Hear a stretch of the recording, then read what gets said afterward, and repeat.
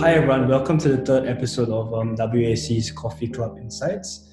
Today is a great pleasure for me to welcome four Warwick alumni, Ms Anwita Basu, Head of Asia Country Risk Solutions at Finsolutions in Singapore. Thank you for joining us today, Ms Anwita.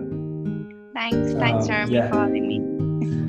Prior to her current role, Ms Anwita was an emerging markets economist at the globally renowned independent research provider TS Lombard in London, before joining the intelligence unit of The Economist as a lead Asia analyst, and then finally serving as the country risk service manager for Asia. Given her vast experience in microeconomics and policy-making analysis of Asian countries such as South Korea, Thailand, and Indonesia, Ms Anwita regularly features on news outlets such as CNBC and ANC 24/7 to share her expertise on emerging markets and economic forecasts. Today, Ms Anwita will be sharing her expert opinion on how well ASEAN countries have dealt with post-COVID socio-economic fallout, and how should ASEAN pre-position itself to emerge stronger in the next 3 to 5 years. So for my first question, it has been 6 months since the ASEAN region has felt the full effects of the post-COVID effects. So leading ASEAN countries like Singapore and Thailand are expected to see contractions in their GDP of 7 to 8%. And it's clear that lockdown measures have affected the region in three key areas: exports, tourism, and domestic demand. In your opinion, which countries in ASEAN have had the most success in their policies in dealing with the effects of COVID-19? And what are some of their most effective policies so far?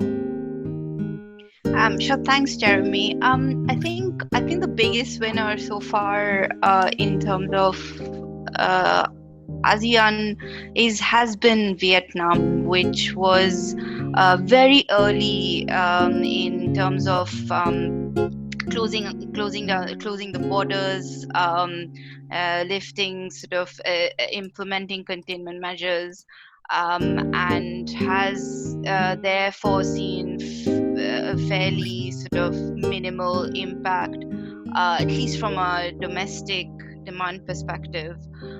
Of course, exports, the external sector in Vietnam has also been hit, and it is also dependent on tourism, and that's obviously been hit. We've also seen a few cases, new cases in Da Nang over recent weeks. So it's not been a perfect solution, but Vietnam is certainly emerges as a winner or a leading economy in terms of containing the virus. Thailand, Malaysia have also been fairly good in terms of containing the virus. Thailand especially, I think what's interesting in Thailand is that they haven't had to institute lockdown measures as such, except they've obviously closed the borders just as every country in the world has. But they have essentially installed things like emergency rule, which Thailand as a country is used to. And Malaysia essentially installed extremely stringent containment measures very early on. I think it began around early March, and so they managed to curtail the outbreak quite quickly. But the measures that they put in place were extremely stringent, to the extent that they had to actually roll out the army to stop people from leaving their houses, significantly stricter than the containment measures installed in Singapore. I think Singapore was interesting because Singapore started off on a very effective, in a very effective way. as a country, it has experience in such outbreak from SARS in 2003.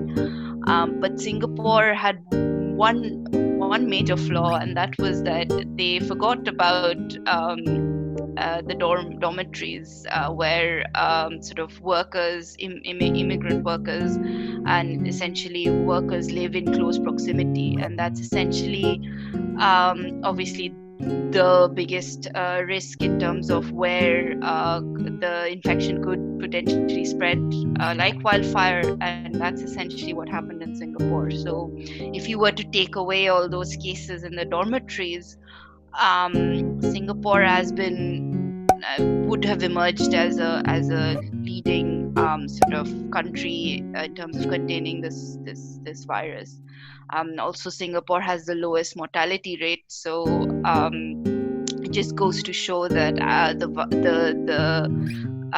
despite the numbers which are overly inflated by these cases in the dormitories, Singapore is also actually right up there in terms of being able to keep the virus on hold. And interestingly, with as they have brought down the containment measures, to reduce the stringency of the containment measures, it looks like they may not face a second wave like in Australia and Hong Kong, because they have been reducing the stringency quite slowly. So that seems like an effective way of doing things, which is essentially to review the sort of level of stringency every month, essentially, to see where they stand in terms of number of new cases in the community itself.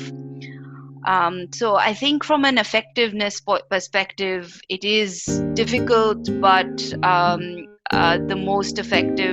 one of the more effective measures that has been taken across the board is obviously the border closures. Now this is really, really bad for ASEAN economies, and so how sustainable it is another question, really. And I really don't think that another year of closed borders across ASEAN is going to be sustainable for any of the economies. Another effective measure is tracing. Contact tracing has helped, and it has helped bring down cases. It has helped mitigate mitigate the contagion effectively. And we saw this successful in South Korea, but I think it was also quite successful in Singapore. In Vietnam and in Thailand, I think there was a combination of early border closures and acceptance and sort of significant ramp up of public health sort of messaging. People they were able to contain it simply by raising awareness. Which I think is also an interesting way of doing things, and it is probably the most sustainable way of doing things, because again, eventually you will have to allow more movement of people, because that is what the regional economy is built from. So I think those four measures, and testing, ramping up testing, which is harder to do in larger populations, but it certainly has helped sort of locate the sort of hotspot areas, and how and sort of quickly reduce the contagion that way. So those have been effective measures. As I said, I think the border closures are the most harmful and the least sustainable. That's a really, really concise and detailed answer. Thank you for that, Ms. Anwita. Speaking on government policies, it is extremely notable that the majority of ASEAN countries have regarded COVID-19 as a very grave matter. So in response, they have implemented a variety of fiscal and monetary stimulus packages to definitely counteract negative effects of the virus. For countries like Singapore, the total stimulus package has amounted to close to 100 billion Singapore dollars, which is around 20% of its GDP. Therefore, it's clear that ASEAN governments are on the front foot in trying to boost up the economy. But I am worried that these policies will further increase the amount of sovereign and public debt, along with debt servicing costs. So my question to you would be, do current expansionary fiscal and monetary policies put governments in a weaker and less flexible position to combat further crises? And if a suitable vaccine cannot be found in the next 18 months, how sustainable are these economic policies used to combat the virus?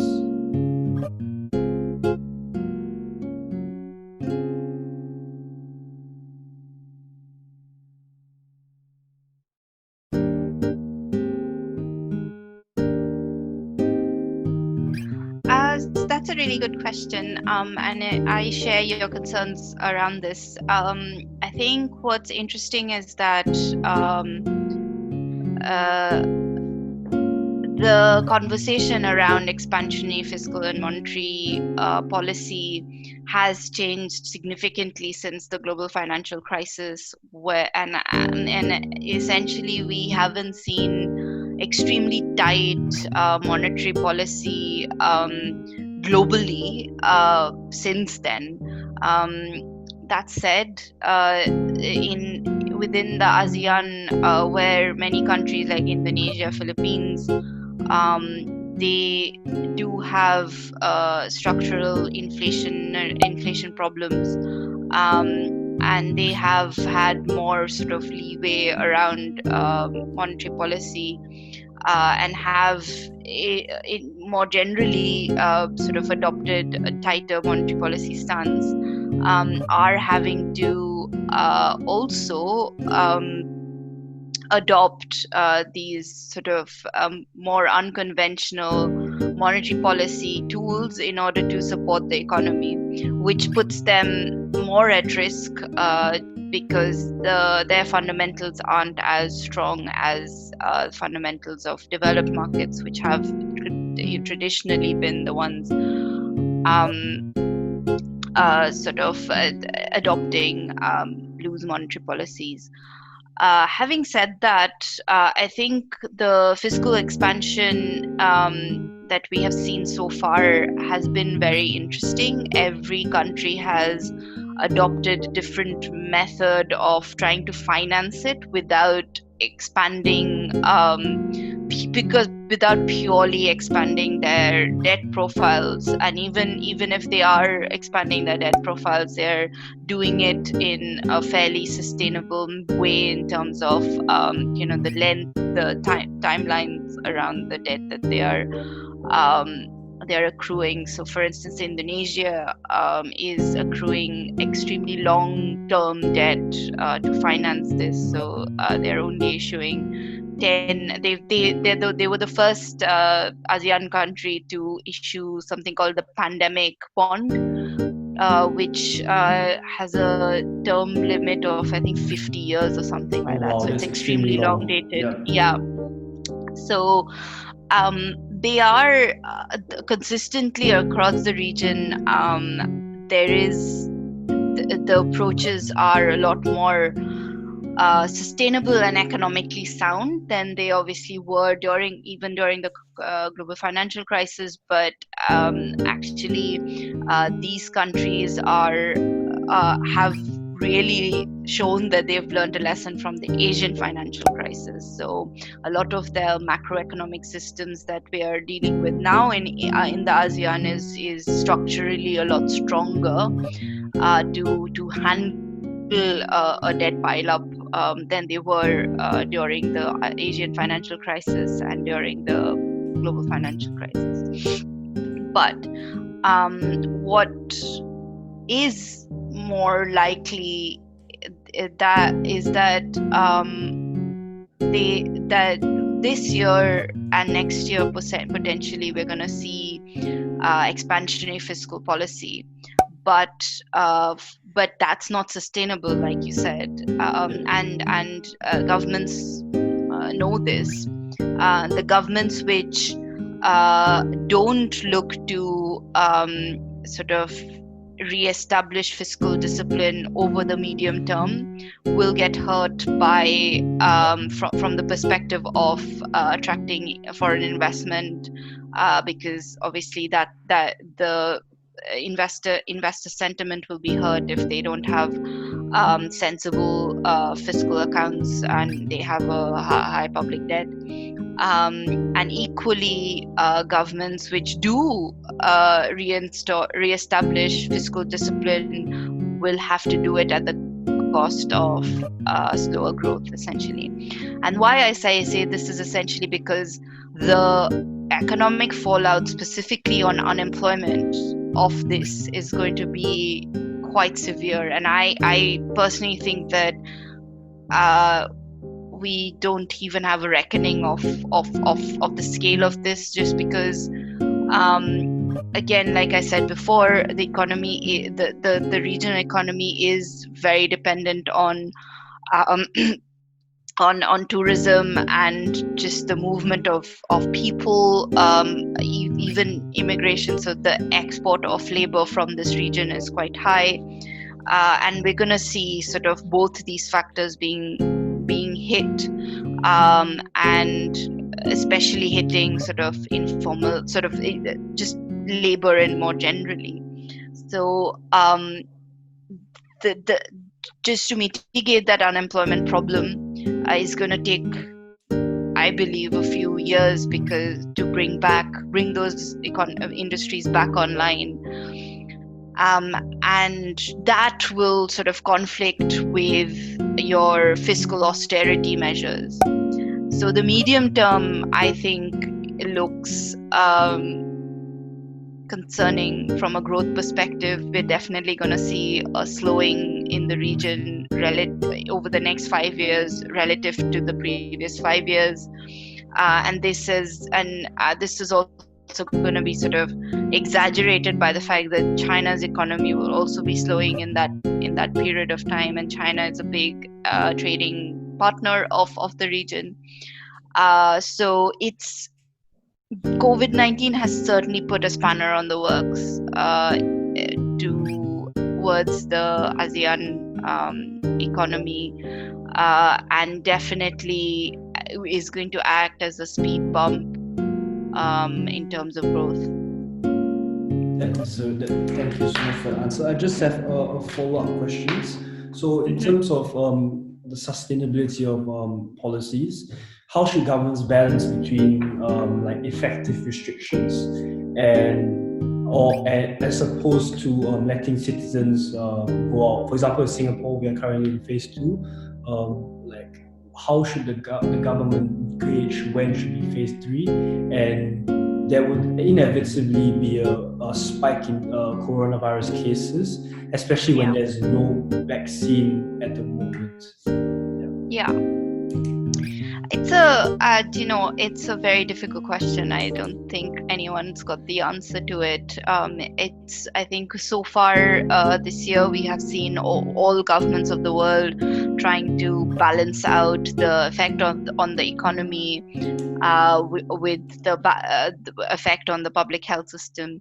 I believe that eventually the economy will win, because it's, as I said, it's just not sustainable to shut down, to keep a large portion of the economy completely shut down, because because governments won't be able to support those jobs for long, and as unemployment ramps up, you're faced with political discontent. You're faced with a lot bigger problems than just pressure on your public health care system. I think, say for instance, my personal view on Singapore's plan is to try to reduce the try to test as many people as they can within the dormitories, bring down that sort of load, and then go into phase 3, because really speaking, if you look at the number of cases that Singapore has and the number of cases that have been discharged, it's almost the same. So in the sense that there aren't a lot of people still in hospital or in sort of they're in isolation, or they're not essentially adding to the public healthcare system as such. It's just the number of cases are rising because testing is rising, but these cases aren't serious cases, so you're not having a spike in mortality, you're not having a spike in ICU patients and so on. So long as they can maintain that balance of like increased testing, whilst whilst keeping the hospitalization rates down and the death rate down, they are gonna have to take a call, and eventually I think they will take a call in favor of the economy. I think a country like Singapore can afford to do this because they have quite a very good public health care system, and they have, as I said earlier, they have experience of dealing with SARS and dealing with this sort of outbreak in the past. So their public healthcare systems are sort of built for things like this. I think other countries in the region will face a more difficult time. Say for instance, look what's happening in Indonesia, right? Indonesia, caseloads are rising, but and really speaking, they haven't really been able to reduce the stringency level of the confinement measures to an extent that other countries have in the region. But eventually, Indonesia's economy won't be able to afford to keep these measures, because unlike people in Singapore who are mostly who are sort of mostly white collar workers, the Indonesians can't work from home. Indonesians, Indonesians need to travel. Indonesians need to move out. There are more informal jobs there. There is more political sort of political impact and vested interest at stake. So I think eventually the economy will win out across the board. And it really depends on the public healthcare systems in terms of handling that stress. But it is inevitable. Another year of this is not going to be very difficult for every country to manage. Yes. And I just want to talk more about like the psychologies of a consumer. For example, if you have like expansionary fiscal monetary policy, with such a bad job climate, even with such policies, would a day-to-day consumer be willing to spend, or would they be rather willing to save the cash in hand? And so there's this conversations about governments in UK, in America, doing negative interest rates. What are your thoughts on such a policy in ASEAN, in the ASEAN perspective? I think ASEAN doesn't really need to go into that negative interest rate territory. Yes, savings rates are going to go up this year and potentially next year, but that's partly down to the fact that there are fewer things to consume. Essentially, if you're in lockdown or if you're stuck at home, it's interesting. Like if you see look at sort of high frequency data, think one of the more interesting ones are from sort of the global mobility data that Google has. In that, you see that consistently retail activity, so your malls and things have seen a sharp drop.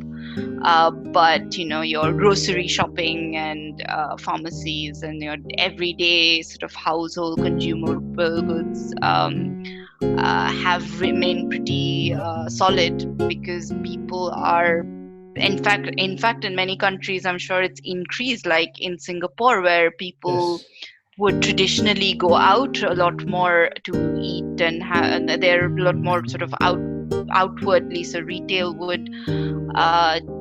and leisure and restaurants would be sort of foremost, whereas grocery shopping would be less important.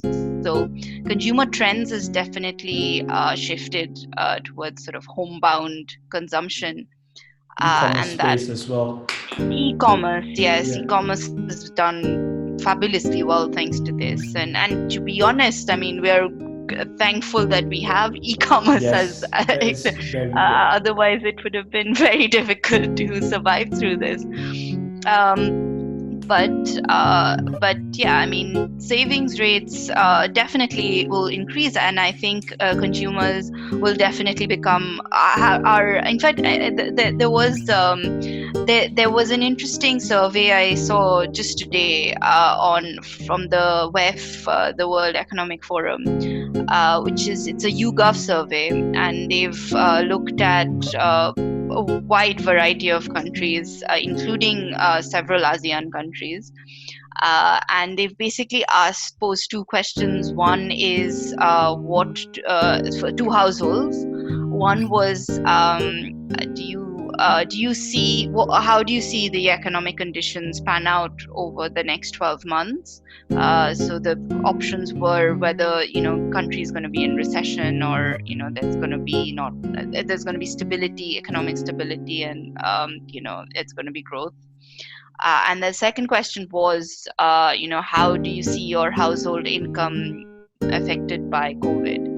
And what was quite interesting was that countries like Indonesia, Philippines emerged to be the most worried about both economic conditions as well as their household income. So that really goes to show that even over the sort of short period of time, these countries will see an increase in your savings rate, because if they're worried about their household income, they'd rather save over and consume sort of basics over spending on discretionary.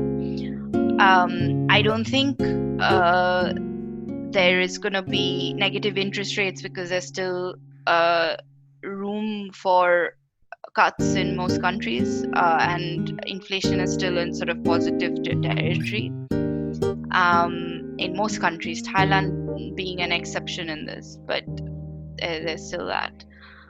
But yes, I mean, the spending, consumers will definitely become more and will stay tentative about consumption. You've seen this in China as well. So China's economy grew by 3.2% in the second quarter, which was stronger than expected, but private consumption didn't pick up. It was actually sort of government-led public spending, that kind of public infrastructure spending, that was pushing up the economy. So consumers across the board remain tentative, I think, and that's down to their concerns around income, their concerns around going out and having fewer options. And yeah, it's a good time to save, I suppose.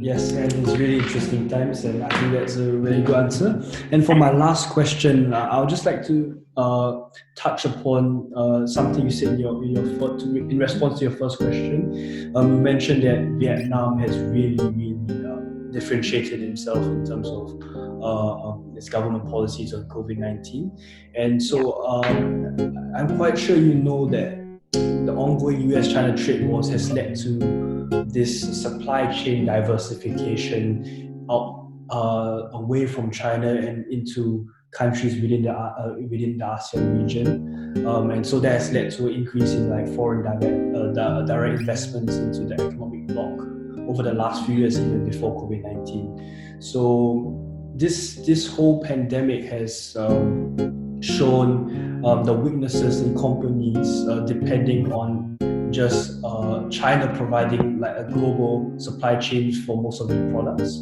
So I want to just ask, does this give rise to unhealthy competition among ASEAN states who are all vying for that increase in FDI, or and also how does this affect ASEAN's economic integration, as you know each member state has diverging domestic policies?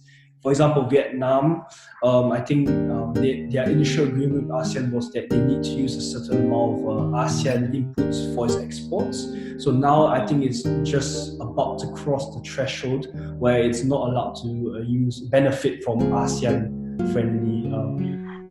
Yes, I mean, again, a great question. I think supply chain diversification is definitely something that we will be seeing a lot more of over the coming decade.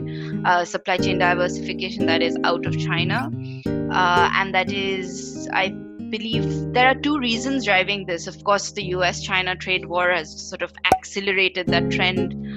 Because companies want to, whilst operating in China, they want to also sort of be able to access other markets, and in order to do so, it's less risky to operate out of potentially ASEAN countries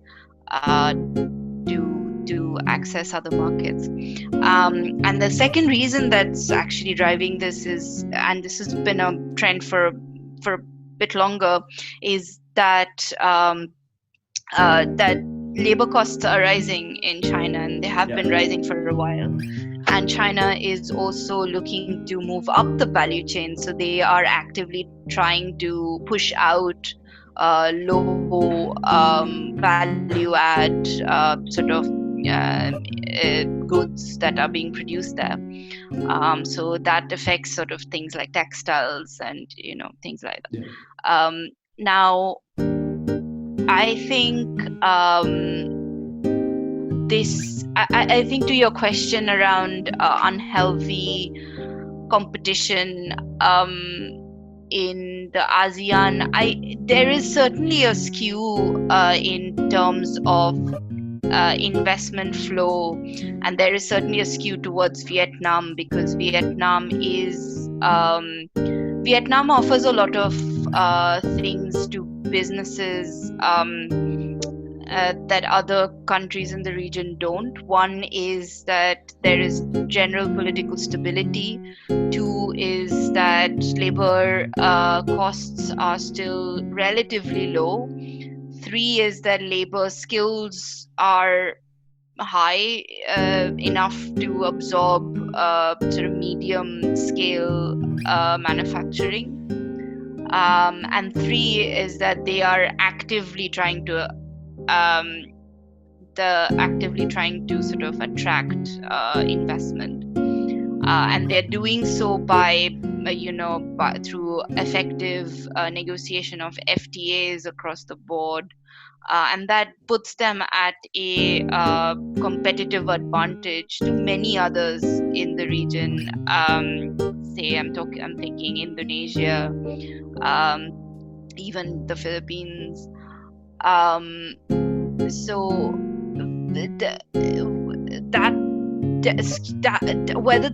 whether you call it unhealthy competition or whether you call it healthy competition is definitely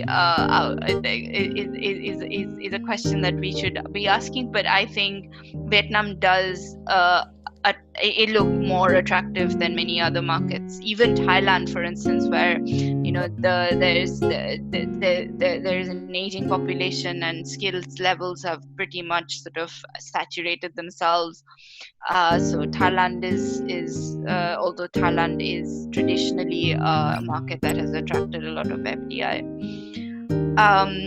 Same with Malaysia, same problem, and it has sort of difficult political dynamics going forward, so that keeps investors away at bay. So I don't think that this dynamic will jeopardize ASEAN integration, to be honest. I think actually ASEAN integration will be more successful due to this trend of diversification away from China. But yes, I think certain countries will win more compared to others. Eventually, there will be some friction, certainly, between countries which are sort of vying for similar sort of investments. But at the same time, it's probably worth noting that across the ASEAN, there's a lot of variation in terms of development, in terms of what the market what investors are looking for in that market. And so maybe over the next decade, that's not a trend that's going to be that's not a trend that we should be worried about. Yeah, I think that really just covers a lot of the current key trends in ASEAN. Thank you very much, Anwita, for taking the time to give your answers. They were really insightful. And of course, it's always a pleasure to speak to a fellow Warwick alumni as well. Thank you so much. Yes.